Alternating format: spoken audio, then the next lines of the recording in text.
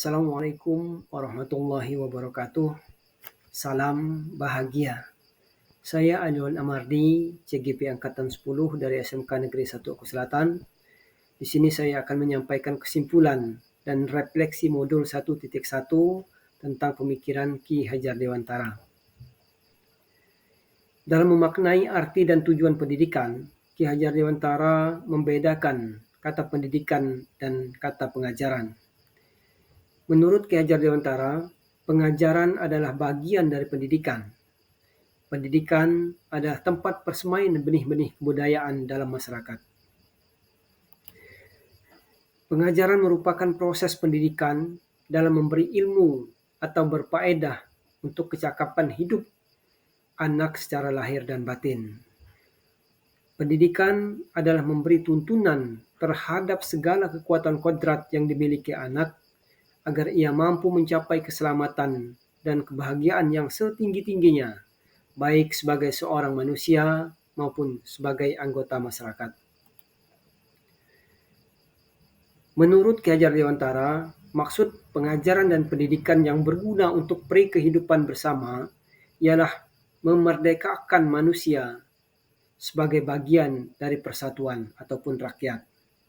Manusia merdeka adalah manusia yang hidup secara lahir dan batin tidak tergantung pada orang lain, akan tetapi bersandar atas kekuatan sendiri.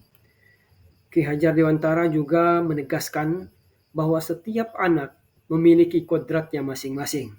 Kita sebagai pendidik hanya dapat menuntun tumbuhnya kekuatan kodrat yang ada pada anak agar dapat memperbaiki lakunya dan tumbuhnya kekuatan kodrat anak. Tuntunan dan arahan diberikan agar anak tidak kehilangan arah dan membahayakan dirinya. Ki Hajar Dewantara juga menjelaskan bahwa pendidikan anak berhubungan dengan kodrat alam dan juga kodrat zaman. Kodrat alam berarti potensi yang dibawa sejak lahir, sedangkan kodrat zaman adalah perubahan sesuai dengan zaman atau dari waktu ke waktu. Dalam kesempatan ini juga saya akan merefleksi pengetahuan dan pengalaman pada pembelajaran modul 1.1, di mana saya akan membagikan pengalaman pembelajaran di kelas sebelum saya mempelajari modul 1.1, lalu perubahan pemikiran atau perilaku saya setelah mempelajari modul 1.1, kemudian apa yang dapat saya terapkan agar pembelajaran di kelas mencerminkan pemikiran Ki Hajar Dewantara. Sebelum mempelajari modul 1, yang ada di pikiran saya diantaranya, yang pertama, masih ada anggapan bahwa pembelajaran adalah proses transfer pengetahuan.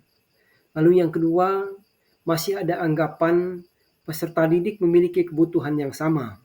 Lalu yang ketiga, belum sepenuhnya menyesuaikan dengan karakteristik semua peserta didik. Namun setelah saya mempelajari modul 1.1, pembelajaran bukan hanya transfer pengetahuan tetapi lebih pada menggali dan mengembangkan potensi dari peserta didik. Lalu saya juga memiliki pemikiran bahwa pembelajaran disesuaikan dengan kemampuan minat peserta didik sehingga pembelajaran menjadi lebih berwarna. Lalu perubahan yang ketiga adalah pembelajaran disesuaikan dengan karakter peserta didik. Strategi yang akan diterapkan sesuai dengan pemikiran Ki Hajar Dewantara diantaranya, yang pertama, menggali karakteristik setiap peserta didik sehingga pembelajaran dapat disesuaikan dengan karakter peserta didik. Lalu yang kedua, mencoba menggunakan berbagai macam metode pembelajaran. Lalu yang ketiga, pembelajaran disesuaikan dengan budaya dan kebutuhan peserta didik. Demikianlah yang dapat saya refleksikan terhadap modul 1.1 tentang pemikiran Ki Hajar Dewantara. Terima kasih. Assalamualaikum warahmatullahi wabarakatuh. Salam bahagia.